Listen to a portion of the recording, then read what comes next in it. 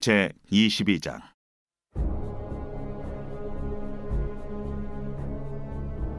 여호와께서 모세에게 말씀하여 이르시되, 아론과 그의 아들들에게 말하여 그들로 이스라엘 자손이 내게 드리는 그 성물에 대하여 스스로 구별하여 내 성물을 욕되게 함이 없게 하라. 나는 여호와이니라. 그들에게 이르라.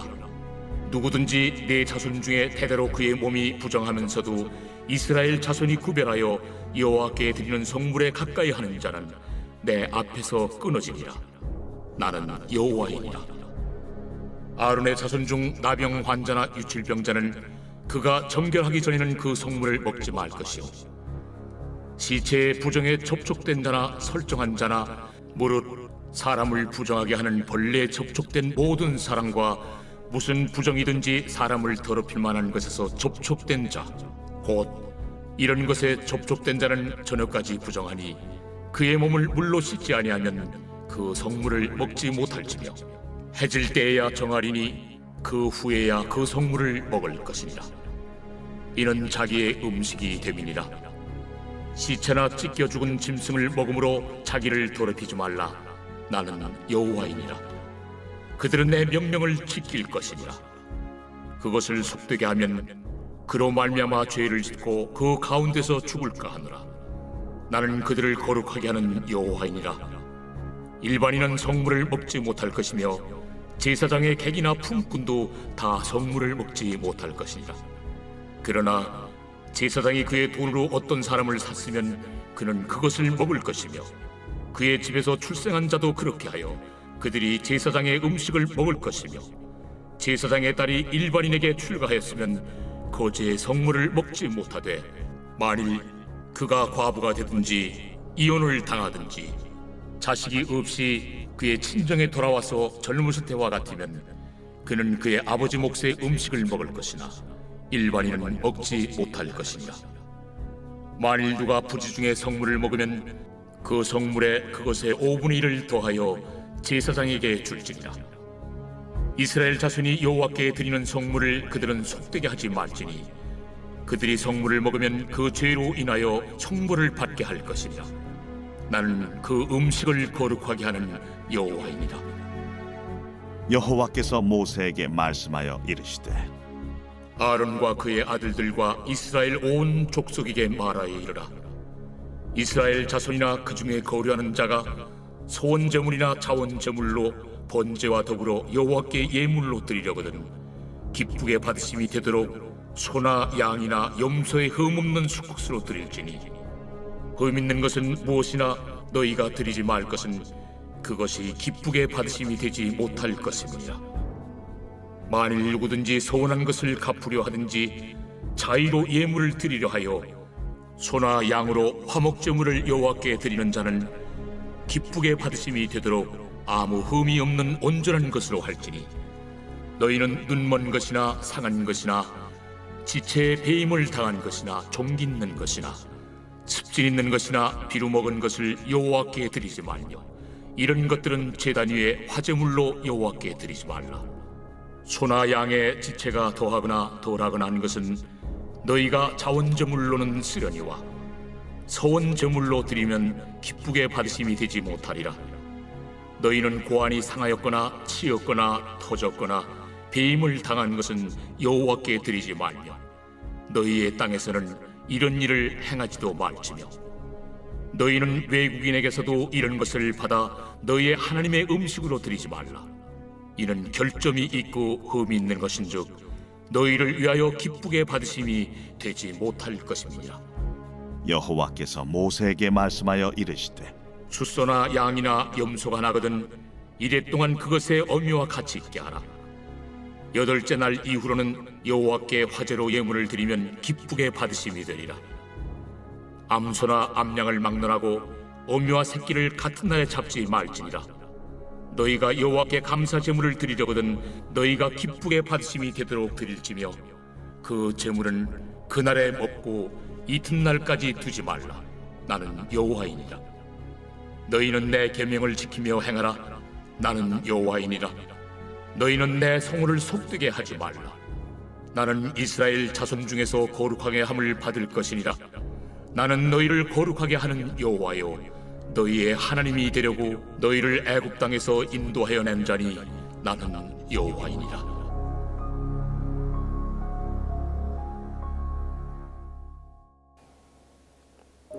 새벽 영성 기도의 시간입니다. 오늘 본문은 크게 두 가지의 이야기를 하고 있습니다.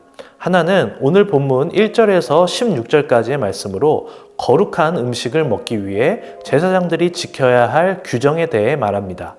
또 하나는 17절에서 30절까지의 말씀으로 하나님께 바치기에 합당한 제물에 관한 규정에 대해 말합니다. 먼저 1절에서 16절에 걸쳐 등장한 거룩한 음식을 먹기 위해 제사장들이 지켜야 할 규정을 살펴보고자 합니다. 레위기 시대의 제사장들은 제사로 드려진 고기나 음식의 일부분을 가져다 먹었습니다. 제사장들의 주된 음식은 제사 음식이었던 것이죠. 오늘 본문에서는 이 제사장들이 먹는 제사 음식을 하나님께 바쳐진 성물이라고 표현하고 있습니다. 하나님은 제사장들에게 하나님께 바쳐진 음식을 함부로 다뤄서는 안 된다고 말씀하십니다. 부정한 몸으로 가까이 가서도 안 됩니다. 만약 그렇게 하면 하나님의 거룩한 이름이 더럽혀진다고 말합니다. 또한 제사장 외에는 제사 음식을 먹어서는 안 된다고 말씀하십니다. 만약 모르고 먹은 사람은 제사 음식의 5분의 1을 더 보태서 제사장에게 갚아야 했습니다. 두 번째로 17절에서 30절에 걸쳐 등장한 하나님께 바치기에 합당한 제물에 관한 규정을 살펴보고자 합니다. 하나님께 제물로 드리는 동물에는 흠이 없어야 합니다. 또한 제물로 바치는 동물을 무분별하게 잡아서도 안 됩니다. 예를 들어 소나 양이 태어나면 7일 동안은 어미와 같이 둬야 하고 8일째 되는 날부터 제물로 바칠 수 있었습니다. 또 어미소나 양을 그 새끼와 함께 같은 날에 죽이지도 못했습니다. 이처럼 하나님께서는 오늘 본문을 통해 하나님께 바쳐진 거룩한 음식과 제물에 대한 규정을 말씀하셨습니다. 몇 가지 규정들은 이해가 가기도 하지만 몇 가지 규정들은 이해가 잘 가지 않기도 합니다.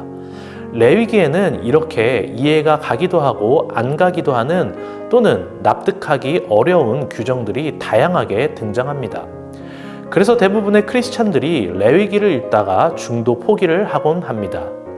도대체 하나님은 왜 레위기에서 이런 규정들을 지키라고 하셨을까요? 이런 규정들을 지켜야 하는 근거는 대체 무엇일까요?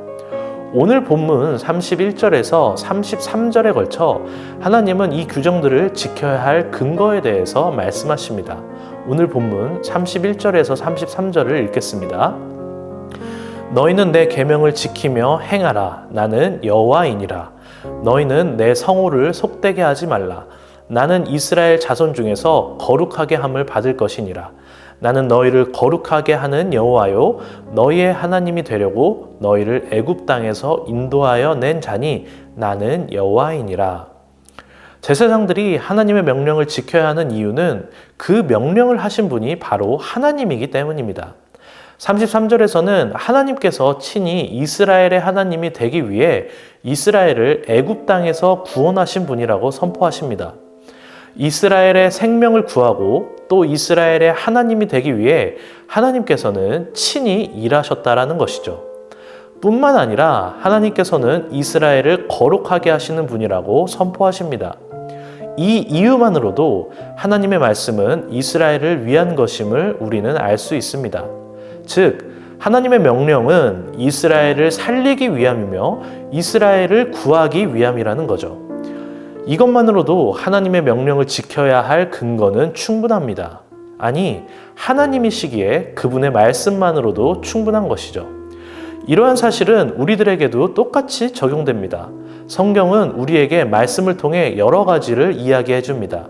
하나님과 예수님에 대해서, 사랑에 대해서, 무엇을 멀리하고 무엇을 가까이 해야 하는지에 대해서, 죄에 대해서, 구원에 대해서 등등 다양하죠.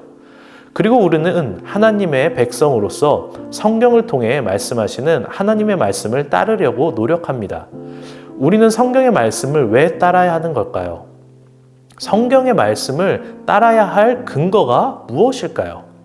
바로 하나님께서 이스라엘의 하나님이 되기 위해 이스라엘을 애굽에서 구원하셨고 이스라엘의 생명을 구하셨으며 이스라엘의 하나님이 되기 위해 일하신 분인 것처럼 하나님께서는 우리의 하나님이 되기 위하여 예수 그리스도를 제물로 바치시면서까지 우리를 구원하셨고 우리의 생명을 살리셨으며 우리의 하나님이 되기 위해 친히 일하셨기 때문입니다.